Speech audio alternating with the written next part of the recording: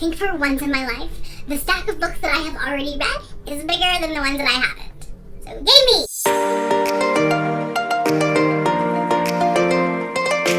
Hello everybody and welcome back to the channel. My name is Brianna and this is For Paws in a Book. I make book and lifestyle related content, so if that's something that you're interested in, make sure that you hit the subscribe button down below. Today I have a small book haul for you. That's weird.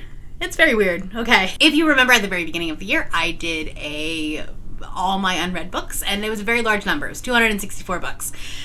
My plan was to go down from there. So we're going to see how we did, but I think we actually did pretty well this month because the stack of books here that I'm taking off of my TBR shelf is much larger than the stack going on my TBR. So that's great. Okay. Before we begin, like I said, I had 264 books on my physical TBR, and I'm taking 14 of them off. These are books that I either read or DNF'd. You can't see them all, but sorry. Just trust me. They're there. You can actually go watch my wrap-up where I talk about all of these books on here, except for the HarperCollins books. So, taking off these 14 books, that brings our number to 250. I do have 14 books to talk about, but I have read some of them, so they're not all going back onto the TBR. We're going to start with those, and then we will talk about the ones that I'm adding to the TBR. So I have 5 books that I've already read. 2 of them I read in January, so you can see them in my January wrap-up. The first one is How to Sell a Haunted House by Grady Hendrix. This is his newest book, and it is about a brother and sister who have to deal with their parents unexpectedly passing, and they're having to deal with the house and the things in the house and dealing with the will and everything like that. And then the house is creepy, and we'll just leave it at that. They're dolls. They're creepy dolls. It's creepy. And then we have Highly Suspicious and Unfairly Cute by Talia Hibbert. This is her YA debut, and I read this with my Patreons very early in the month of January, and this was adorable. It was a great YA romance. And then I found 3 books on Pango that I have already read previously, but I had read them either digitally or via audiobook, so I wanted a physical copy of it. The first one is The Escape Room by Megan Golden. I really enjoy her books, but I read it as an ARC way back when. This was actually, I believe, her debut, and I was fascinated by it, but I never picked up a physical copy of it, and then I found it on Pango for really cheap. And then I am working on collecting the Wayward Children series. I think I have maybe half of them at this point now. So Every Hearted Doorway is the first one, and then In an Absent Dream is the 4th one. So I'm still looking for a couple of them. I just don't like buying novellas full price, and so when I can find them on Pango for a good deal, I always try to pick them up.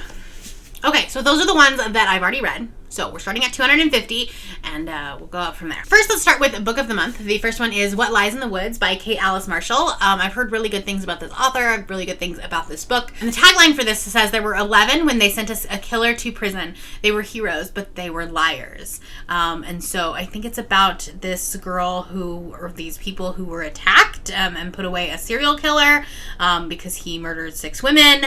And then they've held on to that secret for decades, and now one of the girls wants to come forward and tell the truth, but then she goes missing. So it's a quest to find out what really happened. She usually writes really kind of almost fantastical horror with this thriller aspect to it, but very much like the woods are their own character, kind of fantastical in that sense.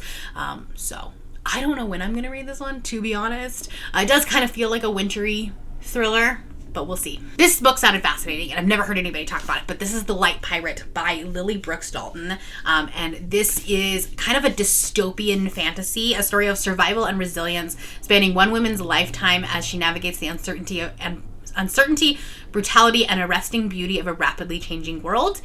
Florida, as we know it, is slipping away as devastating weather patterns and rising sea levels wreak havoc on the state's infrastructure. A powerful hurricane approaches a small town on the southeastern coast. It says, told in 4 parts: power, water, light, and time. The Light Pirate mirrors the rhythms of the elements and sometimes quick and sometimes slow dissolution of the world as we know it. So this sounded really good, but like I said, I've never heard anybody talk about it, so we'll see how we do. And lastly, this one seems like a weird choice, but I've heard good things and I was having FOMO. That's One by One by Ruth Ware. I've had such a hit and miss relationship with Ruth Ware, but I believe it was Lexi that was talking about this book and she really liked this one. And so I'm hopeful. She reads a lot of thrillers, so I'm hoping that I agree with her on this. This is also a wintry thriller where they're snowed in and people start dying. So we'll see what happens there. All right, so that puts us up to 253. Next up, I have Ship of Smoke and Steel by Django Wexler. This is actually his YA series, and I'm very curious about this one. It has a like morally gray kind of like thief character, and I am just on the hunt for some good fantasy, and Django Wexler was my favorite book of the year with Ashes of the Sun. So I'm trying to find everything that I can on Pango. So when I see his books come up on Pango, I usually try to pick them up. So this is the first book, I think, in a trilogy. Next up, we have All My Rage by Sabaa Tahir. I remember Bethany talking about this book last year and really, really loving it, and this, I think, ended up as one of her best books of the year. It is a YA contemporary about friendship and about dealing with like family issues and like family history, and also parents' health and immigrant status and trying to make it in America. This is about a family who immigrates from Pakistan, and I think like they're trying to run a hotel, and then there's this like beautiful friendship that is kind of falling apart. I don't know a ton about this, but I just know that like it's very powerful, and everyone who reads it says that they really loved it, so we're gonna try it. I have a project in mind for it. Okay, I did make one trip to Barnes & Noble. I got a couple that were on BOGO. First up, The Carrow Hunt by Darcy Coates. This is the second Darcy Coates book that I own now, but I haven't read anything from her. But I'm here for this hype train. This, I think, is one of her haunted house stories. Remy is a tour guide for the notoriously haunted Carrow House, which she's asked to host guest for a week-long stay in order to research the phenomena. She hopes to finally experience some of the sightings that made this house famous. So, gonna be a good time. And then I also got The Stardust Thief by Chelsea Abdullah. This seems like a gender-bent Aladdin retelling about a woman who is a criminal, has a jinn bodyguard, sells illegal magic. She saves the life of a cowardly prince, draws attention of his powerful father, the Sultan, who blackmails her into finding an ancient lamp. Feels like a little bit of a gender-bent Aladdin retelling. This is what I'm getting. But I've heard really good things about this, and the cover is stunning. It's blurbed by S.A. Chakraborty, so that gives me hope. Lastly, I have Hood Feminism, Notes from the Woman That a Movement Forgot. I've heard a lot of good things about this, and I found it on Pango for really, really cheap.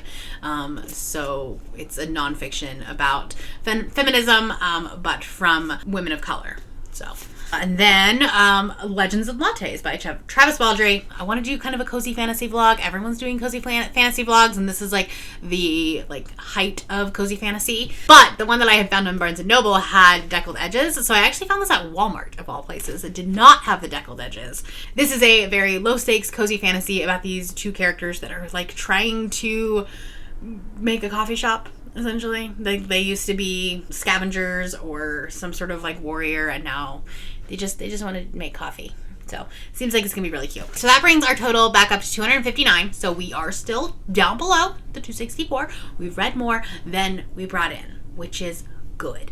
I don't know how we're gonna do in February, because I did have a lot of pre-orders that came in. Like technically they came out on the 31st, but I didn't get them until February. So we're putting them in next month's haul. So if I don't read them, that's gonna be an issue, but I am reading a lot of books in February. So we'll see what happens. Let me know down below in the comments if you are excited to see me read any of these, and I'll talk to you down there. That is all I have for you today. If you are new here and you have not yet subscribed, there's a little red button that you can do so down below the video. If you'd like to hang out with me more, the links to my Instagram, Goodreads, Twitter, and my Patreon are linked in the description below. Thank you for watching, and I will see you next time. Bye.